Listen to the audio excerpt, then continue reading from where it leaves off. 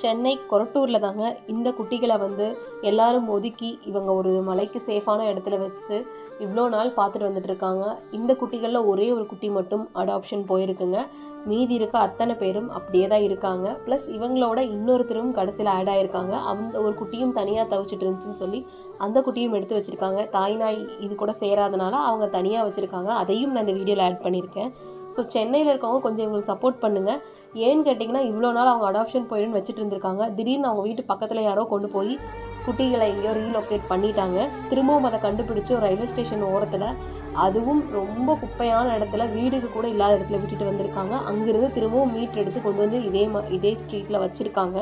So இங்கே இருக்கிறது ரொம்ப அன்சேஃபாக தான் இருக்குது. மக்கள்கிட்ட நம்ம எவ்வளோ தான் சொன்னாலும் அவங்க கேட்குற மாதிரி கிடையாது. ஸோ நம்ம முடிஞ்ச அளவு நம்மளோட எஃபர்ட் போட்டு இந்த குட்டிகளை சேவ் பண்ணணும். அதனால் தயவு செஞ்சு நீங்கள் முடிஞ்சால் எடுத்துக்கோங்க. இந்த வீடியோவை ஷேர் பண்ணுங்கள். நன்றி.